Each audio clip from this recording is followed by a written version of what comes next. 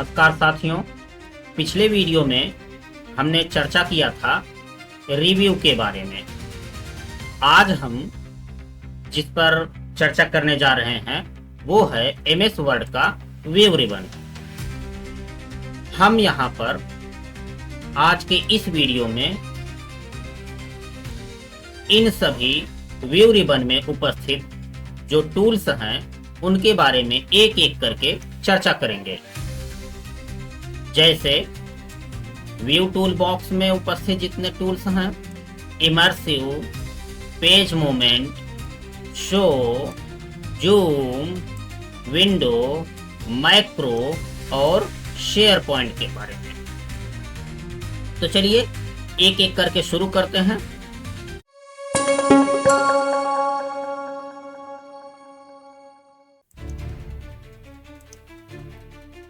यहाँ पर आप देखेंगे व्यू मोड में सबसे पहले रीड मोड लिखा हुआ है। इस पर क्लिक करते ही आपका ये फुल पेज में विंडो खुल जाता है, जहां पर आप लेफ्ट राइट करके इसको रीड कर सकते हैं। आपकी सुविधा के लिए मैं यहाँ पर एक डॉक्यूमेंट जोड़ता हूँ, फिर रीड मोड में इसको खोलता हूँ। तो जैसा कि आप देख सकते हैं मैंने एक डॉक्यूमेंट यहाँ पर खोल लिया है। अब इसको हम रीडिंग मोड में जा करके देखने की कोशिश करेंगे। तो जब मैं रीड मोड में आ जाता हूँ तो आप देखेंगे जो स्क्रॉल बटन है वो नीचे की तरफ आ जाता है और यहाँ पर लेफ्ट राइट पेज पर पहले पेज और पेज के बाद में यहाँ पे स्विच करने का ऑप्शन आ जाता है। रिबन सभी मिनिमाइज्ड हो जाती हैं और होता यह है कि आपको इस डॉक्यूमेंट में ज्यादा से ज्यादा पढ़ने के लिए स्क्रीन एरिया देने के लिए सबको मिनिमाइज कर दिया जाता है। और कुछ बेसिक टूल्स यहाँ पर आपको इसमें केवल दिखाई देते हैं, जैसे टूल फाइंड, सर्च और ट्रांसलेट। और व्यू में आप यहाँ पर navigation pane, show comment, column, page, इन सब पे केवल ऑप्शन आपको मिलता है। फोकस मोड मिलता है, नेविगेशन पेज मिलते हैं और फाइल मेनू यहाँ पर आपको मिलता है। बाकी सभी आपको यहाँ नहीं दिखाई देते हैं। अब यहाँ से आप नॉर्मल व्यू में आने के लिए आपको क्या करना होगा, नीचे की तरफ स्टेटस बार में आप देखेंगे यहाँ पे आपको यहाँ दिखाई देगा पेज व्यू, जिसकी चर्चा मैंने पहले किया हुआ था। अभी के लिए आप यहाँ पर पेज लेआउट व्यू में क्लिक कर देंगे तो ये नॉर्मल व्यू में आ जाएगा, प्रिंट लेआउट व्यू में। इसमें पेज पर छपने के बाद यह मैटर कैसे दिखाई देगा वह यहाँ पर आप देख सकते हैं और यही डिफॉल्ट होता है। अब दूसरा ऑप्शन है page layout view. Page layout view पर जैसे ही हम क्लिक करते हैं तो आप देखेंगे कि यहाँ से जो पेज प्रीव्यू था वो हाइड हो चुका है और यह कितना भी बड़ा और छोटा हो सकता है। इसको पेज को हम जूम आउट करके देखेंगे कि हमें कोई भी पेज यहाँ दिखाई नहीं दे रहा है। ठीक है, इस तरह से हम पेज लेआउट व्यू और वेब व्यू, रीड मोड इत्यादि को देख सकते हैं। आउटलाइन व्यू में अगर हम देखना चाहते हैं तो एक एक लाइन में क्या लिखा गया है वो यहाँ दिखाई देता है। आप इस एरिया को ध्यान से देखिए, फिर आप समझेंगे यहाँ कि प्रत्येक लाइन में क्या क्या लिखा गया है और लाइन में कितने एंटर छोड़े गए हैं, कितना स्पेस छोड़ा गया वो आपको दिखता है। तो जब आप क्लिक करते हैं आउटलाइन व्यू में तो बॉडी टेक्स्ट या फिर आप लेवल 1 के लेवल 2 ऐसे आपने जो हेडिंग लिए होंगे उस हिसाब से इसको यहाँ से चुन करके आप देख सकते हैं। मैं बॉडी टैब पर क्लिक करता हूं, बॉडी टेक्स्ट पर क्लिक करता हूं। इसको आप जूम कर सकते हैं, जूम आउट यहीं से कर सकते हैं बहुत आसानी के साथ में। ऑल लेवल यहां से चेक कर सकते हैं, डॉक्यूमेंट को शो करवा सकते हैं, इंसर्ट करवा सकते हैं और क्लोज आउटलाइन व्यू कर सकते हैं। ठीक है, इसके अलावा आप यहाँ ड्राफ्ट व्यू में देख सकते हैं, इसको ड्राफ्ट व्यू आपका खुला हुआ है। अब अगला ऑप्शन है इमर्सिव में फोकस मोड में। जब आप फोकस मोड में खोल लेते हैं तो यहाँ पर विंडोज को देखेंगे, यहाँ पर कुछ भी आपको दिखाई नहीं देगा, केवल दिखाई देंगे तो आपको दोनों तरफ के स्क्रॉल बटन। बस ये है आपका फोकस, आपका ध्यान कहीं और न रहे, इसलिए यह फुल स्क्रीन लेआउट में इसको बदल दिया जाता है। आपको इसमें क्या क्या दिखाई देगा, कंट्रोल बटन यहाँ पर जो होती हैं वो आपको दिखाई देंगी। देखें यहाँ पर केवल कंट्रोल बटनें दिखाई दे रही हैं। ऊपर से कुछ 3 बिंदु दिखाई दे रहा है जिस पर क्लिक करने के बाद ऑप्शन खुलेगा और यहाँ स्क्रॉल बटन आपको दिखाई दे रहा है, स्क्रॉल बार दिखाई दे रही हैं। ठीक है, तो ये है आपका फोकस मोड। जब हम इस 3 बटनों पर क्लिक करना चाहेंगे, यहाँ पे 3 बटनों पर क्लिक करते हैं तो हमारे पास यहाँ पर ऊपर से आ जाता है रिबन। अब इसको हम नॉर्मल पेज लेआउट व्यू में क्लिक कर लेते हैं और यहाँ फोकस मोड को हटा देते हैं। अब देखेंगे हमको यहाँ एक नॉर्मल व्यू में दिखाया जा रहा डॉक्यूमेंट को। इमर्सिव रीडर पर हम जब क्लिक करते हैं यहाँ पे तो ये आपका एक रीडर व्यू में खुल जाता है। इस तरह से कुछ केवल टेक्स्ट को हाईलाइट करके दिखाया जा रहा है, जिसमें कॉलम की विड्थ आप बदल सकते हैं, मॉडरेट कर सकते हैं, वाइड में देख सकते हैं, पेज का कलर यहाँ बदल सकते हैं और लाइन पर फोकस कर सकते हैं, 1 लाइन 3 लाइन। इस तरह से फोकस व्यू में देख सकते हैं, एक एक लाइन को यहाँ फोकस करके आप यहाँ से देख सकते हैं अगर लाइन आप चुनते हैं, या फिर अगर आप यहाँ 3 लाइन को चुनते हैं तो 3 लाइन को देख सकते हैं और 1 लाइन को नन करते हैं तो सभी को देख सकते हैं। इस प्रकार से यहाँ चेंज करके आप देख सकते हैं 5 लाइन 1 लाइन इस तरह से। ठीक है, इसको रीड अलाउड कर सकते हैं आप, जो इस पे लिखा हुआ है इसको ये पढ़ेगा। लेकिन समस्या यह है कि यह हिंदी को सपोर्ट नहीं करता और ये जो डॉक्यूमेंट लिखा गया है वो हिंदी में है, इसलिए पढ़ करके सुना नहीं रहा है। मैंने पिछले वीडियो में आप लोगों को बताया था कि यह कैसे कार्य करेगा, तो यहाँ से आप इसको बदल सकते हैं या फिर रीड अलाउड पर क्लिक करेंगे तो ये आपको सुनाएगा, मतलब बोलकर इस डॉक्यूमेंट को पढ़ेगा। क्लोज इमर्सिव व्यू को हम क्लिक करते हैं और क्लोज कर देते हैं। आगे बढ़ते हैं स्लाइड टू स्लाइड। अभी ये वर्टिकल में आप देख रहे हैं, अगर आप चाहते हैं ये स्लाइड टू स्लाइड हो तो देखिए 2 पेज हमारा खुल गया स्लाइड टू स्लाइड में। इसको जैसे ही हम लेफ्ट राइट करते हैं ये पेज को स्लाइड करता है, लेफ्ट राइट स्लाइड में करके जाएगा इस तरह से। ठीक है, अब हमारे पास एक और ऑप्शन यहाँ पे आ गया है रूलर शो में। आप देखेंगे आपके पास एक रूलर का चेक बॉक्स आ रहा है, ग्राइड लाइन आ रही है और ग्रिड लाइन आ रही है और नेविगेशन पेन आ रहा है। तो इन पर अगर आप चेक करते हैं तो आपको ऊपर रूलर दिखाई देता है, ऊपर और बगल में यहाँ रूलर आपको दिखाई देने लगा है। रूलर पर हम क्लिक करते हैं, वो यहाँ पे आपको रूलर दिखाई दे रहा है, ऊपर भी और साइड बार में भी।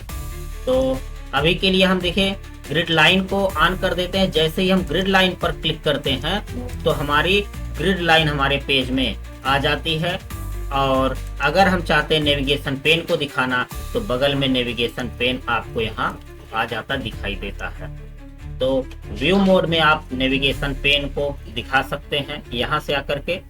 इसके अलावा आगे बढ़ते हैं हम तो यहाँ पर दिखाई दे रहा है जूम, तो जूम इसको हम कर सकते हैं 100% 200% इसको हम जूम कर सकते हैं और यह जूम आप यहाँ से भी कर सकते हैं। मैक्सिमम जूम MS वर्ड में 500% तक होता है और फिर मिनिमम जूम आपका 10% तक होता है। कभी कभी आपसे प्रश्न भी पूछता है कि MS वर्ड में मैक्सिमम जूम कितना हो सकता है या मिनिमम जूम कितना हो सकता है।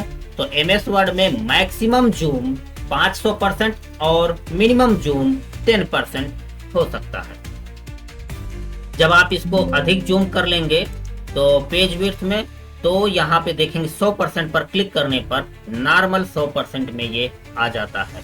यहाँ पर 1 पेज व्यू आप देख सकते हैं, एक पेज केवल दिखाई दे। मल्टीपल पेज कर लेंगे तो आपके इस विंडो में मल्टीपल पेज आपको दिखाई देंगे। पेज विड्थ कर लेंगे तो पूरी चौड़ाई में पेज को दिखाया जाएगा, पूरा भर करके जूम करके दिखाया जाए। 100% कर देंगे तो 100% पर आ जाते हैं। इसी प्रकार से न्यू विंडो पर क्लिक करते ही एक नया विंडो हमको मिल जाता है। आप देखेंगे एक विंडो को मैंने मिनिमाइज किया हुआ है, रिस्टोर डाउन करके छोटा कर दिया हुआ है, और एक विंडो इसके ऊपर हमारा ये खुला हुआ है। तो ये कुल 2 विंडो यहाँ पर खुले हुए हैं। ठीक है, अब यहाँ पे अगर हम आ जाते हैं अरेंज ऑल विंडो, तो मैं 2 विंडो को ले लेता हूँ, या फिर व्यू में आकर के मैं 3 विंडो ले लेता हूँ।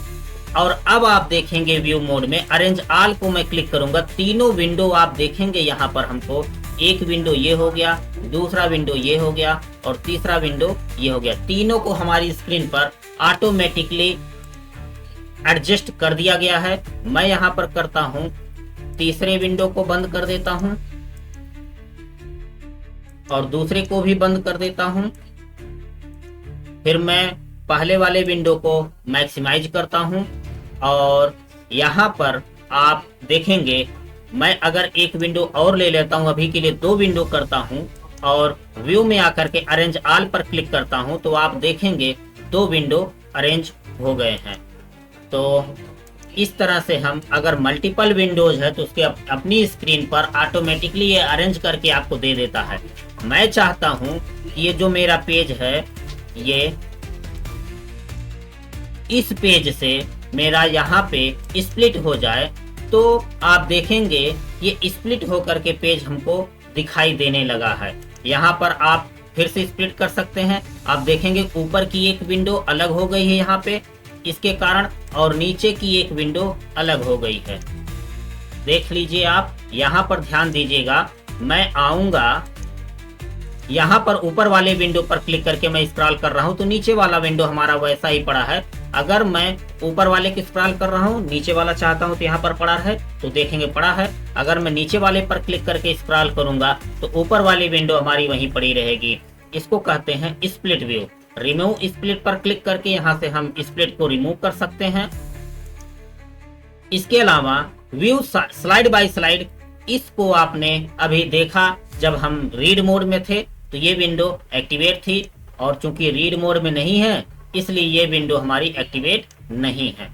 इसी तरह से अगर मैं 2 विंडो ले लेता हूं, और अभी देखेंगे आप यहाँ पे कि मैं विंडो दूसरी विंडो पर एक्टिवेटेड हूं, मैं चाहता हूं पहले विंडो पर आना, तो यहाँ पर मैं क्लिक करूंगा स्विच विंडो पर, और पहले वाले विंडो पर आप देखेंगे यहाँ पर आएगा, जितने विंडो इसमें लिए रहेंगे वो आएगा। तो मैं यहाँ पर करूंगा विंडोज 1 पर क्लिक, तो 1 पर मैं यहाँ पर स्विच कर जाऊंगा।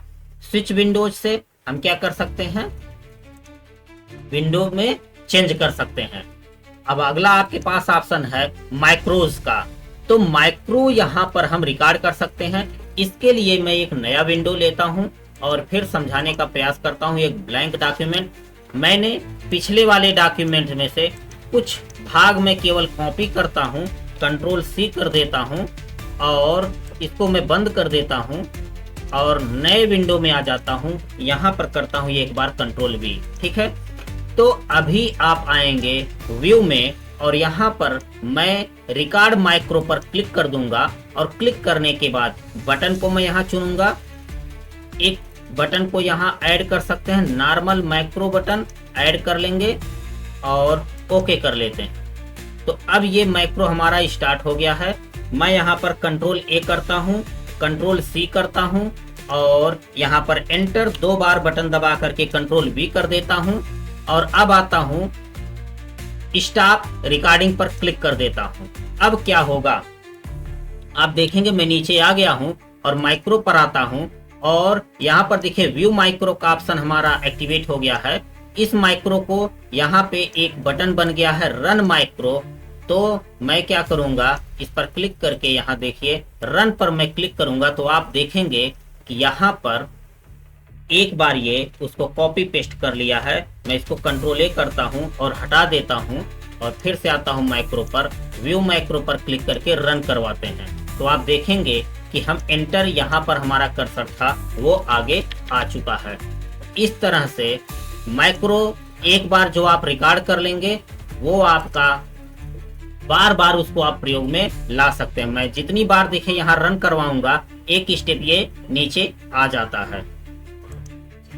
ठीक है, इस तरह से हम माइक्रो का वहां प्रयोग करेंगे जिन कार्यों पर बार बार हमको एक ही कार्य दोहराना होता है। उसके लिए हम माइक्रो रिकॉर्ड कर लेते हैं और इसको जब भी हम रन करवाएंगे, माइक्रो वह कार्य को दोबारा करने लगता है।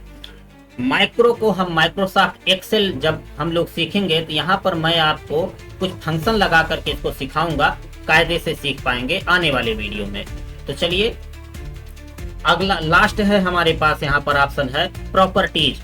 मैं यहाँ प्रॉपर्टी पर हम क्लिक करके इस डॉक्यूमेंट की, बनाए गए डॉक्यूमेंट की यहाँ से प्रॉपर्टी देख सकता हूँ कि इसकी साइज कितनी है, इसमें कितने पेजेज हैं, कितने वर्ड हैं, कितने मिनट इसको एडिट किया गया है, इसके टाइटल क्या है, टैग क्या है, कमेंट इस पे है कि नहीं है, और रिलेटेड डेट, किस दिन को ये बनाया गया है, वह डेट और टाइम यहाँ लिखेगा, किसके द्वारा बनाया गया है वो चीज आपको यहाँ लिख करके दिखाएगा।